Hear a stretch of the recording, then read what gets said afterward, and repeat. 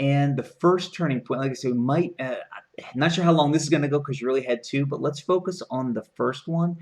You already talked a little bit about it, but tell us a little bit more about that time where you started the business. And I know you started the next day after you quit, but give us, some of your learnings and kind of what you were going through at Yeah, that that's point. cool. I wanted to do it smart, but smart is generally not starting without a plan. So day one, I kind of tried to create a plan. And what I did was I rang the local, I think it was the government area at the time, and I said, is there any business courses going? I've opened a business today. I better train myself in how to run a business. I'm trained as a graphic designer. I don't know much about business. I mean, unofficially, I'd been running businesses since age 8, but that wasn't, within, officially through the tax department or anything like that. And they said, oh, yeah, there is an intake, but it started last week. And I went, oh, when's the next course? And it was ages ago. And I said, oh, sorry, ages to go. And I said, well, what does that mean? It says, oh, well, you can do the course and you'll be really qualified, but you can't open until you graduate. And I went, hold on, I can't open until I graduate. But I'm opening today. Like, I want to get trained. I can't wait to open my business. I've just quit my job. And they said, oh, well, would it be easier if you did the current course? And I said, well, yeah, I've only missed a week. I can catch up. How long's the course? And they said, well, it's only 6 weeks, but at the end of the 6 weeks, you have to present a 100-plus page business plan to a group of potential investors. And they're not going to invest in your business, but if they approve it, you get the stamp approval, you're allowed to open. I said, so if I start today, I'm allowed to open in like 5 weeks' time. Well, no, there's not about 2 weeks till you can present. So I said, so if I start today, I'm allowed to open in like 2 months' time. And they're like, yeah. And I said, well, I can't do that. I said, well, can you put off charging people so long as the invoice is dated? Like, they're telling me all these ways to get around when to open. I'm like, you know what, let's just go with this. They said, well, can you come down here? I said, I can't come down here. I've just told you I've opened today. I need to do the work for the people I'm going to have as customers. They said, oh, well, what are we going to do about this? I said, do you offer it by correspondence? They said, no. I said, could you? They said, well, I suppose we've never done that before, and an institution that never offered correspondence. I was their first correspondence customer. I did have to go physically down to actually present for that last day, but I did the whole course via correspondence. So I did it at night time because I was running the business in the day. So I spent 8 hours a day working on my business. I spent 4 hours out on the streets. I literally went out door knocking.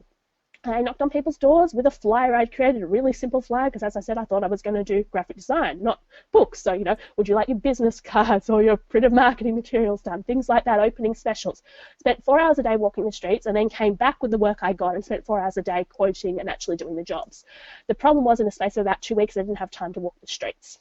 So the technique worked very, very well, such that by the time I had the physical office, which was about 12 months later, I was getting people calling up saying, oh, there was a young girl that walked in, I don't know, about 12 months ago, and she handed us a flyer. Look, we're not interested in business cards, but we've got a range of books that we've just lost our current supplier. Would you be able to print them? And by that stage, I was a print broker, so, it kind of flowed in really nicely. But once again, it was almost by accident. It's like things were set for me. I didn't choose my direction, if that makes sense. Yeah, and the one thing I guess I'll disagree with you a little bit about being by accident because one of the things that I do know from talking with you, and even our viewers should hear by your the way you talk today, is the fact that you're high energy and you're making things happen. And that's what people have to Yeah. understand is when you're out making things happen. And for those of you, look, I hate cold calling and I hate walking door to door, so that's something I don't do. But I do my active business creation and other methods. So the whole point is if you're not a big door to door, don't use that as an excuse not to do something. But what Kylie is Yeah, there's other showing, ways.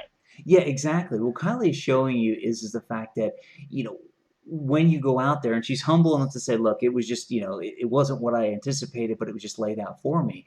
But you did the work and you were out there and you put forth the effort to make good things happen. It might not have been what you originally thought was going to happen, which is okay. I mean, this is where you have to understand, people have to understand that it's the process and the journey more than the destination they think they're going to get to.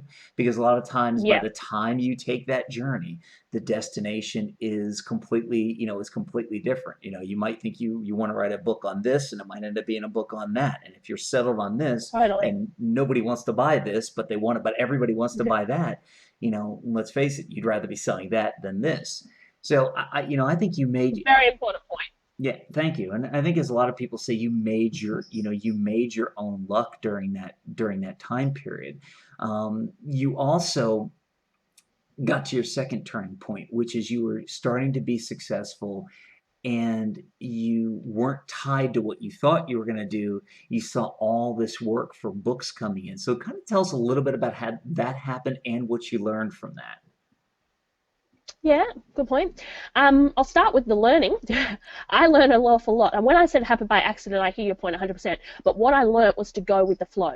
Like when that first customer came to me and asked me to do their book, it wasn't the kind of book I'd do now. But I was like, sure, I could do a book. But it looked great. Even though it wasn't my style of book, and I'm not going to tell you what it was because I don't want to insult the customer, it was a professional, high quality, good graphic design, well printed book. So I was also out networking by this stage, of course. And when people saw what I did, they said, look, I've got some books I wanted to bring out, but I want them that standard. So my second customer was actually a series of books. And she didn't even want to sell them anywhere. She didn't want to put them in bookstores. She didn't want an online business. All she wanted was she was a speaker and she wanted to sell the books afterwards when she spoke, as people do. So she was traveling the world and constantly calling me saying, can you ship some more books to this address, that address, so on and so forth. My third customer, I suppose, book 5, was someone who I met at a conference, because, by the way, I was out every weekend doing personal business development as well. Yeah, I was keen. I see your point. And she actually heard someone present from stage saying you need to publish a book while sitting next to me. And she turned to me, she goes, don't you do that? I'm like, yeah. And she goes, how much to do mine? And we did her book and her audio book. So not just ebooks, we did audio books then. From there, people go, oh, did you do such and such's? Got them on board. That was a local customer that actually came from a statewide customer when they heard I did such and such's book. Then we went national from there because they started recommending me to all their friends. So by the time we were to about book 12, as I said, and I started making changes in the business, we were national presence, which is why I started the tour, because I already had clients in every state of Australia. Yeah, and that's amazing. And the interesting part is you put yourself in the this is what I really want our viewers to take away from this. You put yourself in the right situation to be able to succeed.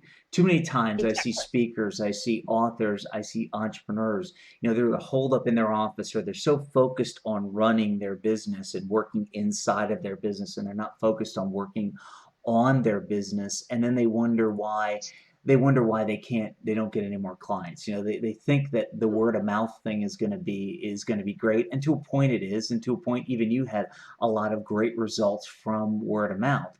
But fact of the matter You're is, right. if you wouldn't have been sitting at that conference next to that person, they wouldn't have been able Yeah. to turn to you to say, "Hey, can you do this for me?" and on and on and on. So that's the other thing from hearing your story that I want people to really pick up. And the final thing, before I ask you if there's anything more you want to add in on the turning point, and then we go to the aftermath, is if you don't find yourself, if you're watching this and don't find yourself with the energetic, bubbly, effervescent personality that Kylee has, that's okay. Hire somebody like her. Meaning, Yep. meaning when you're doing the book, Exactly. hire Kylee or hire somebody, subcontract, get a friend, find your happiest, most bubbly friend, and just have them help you. Because even if you're the one doing the work and somebody else is out there at the conferences, you as a team can get and can make things successful. Just like Steve Jobs and Steve Wozniak. I mean, Wozniak wanted to build computers, Jobs wanted to sell them. It was a match made in heaven. So before we go on to the aftermath, anything else you want to leave our viewers with about the turning point? That's probably about it at that stage. Okay, then let's go ahead and move into the aftermath. And raise your hand if you could use more clients. Now keep those hands up if you know that the best, most efficient, most effective way to attract your ideal client is to create great client attracting content that connects with your ideal client and makes it easier for you to convert them into paying clients. Now, whether you have your hands up or have your hands down, I invite you to join me on the Create, Connect, and Convert Online Summit. It's where I and other people who are real world practitioners of creating great client attracting content are going to share our secrets with you. The summit is online. It runs Wednesday, April 13th through Saturday, April 23rd. You need to go out to the web address on your screen at this point, register to reserve your seat. And remember, you want to join us on the Create, Connect, and Convert Online Summit because creating content is how you spread your message, reach more people, and make a bigger difference. To watch the rest of this epic episode now, click on the link below the video. Do it now. You'll be glad you did. Are you still here? What are you waiting for? Watch the rest of this epic episode now by clicking on the link below the video.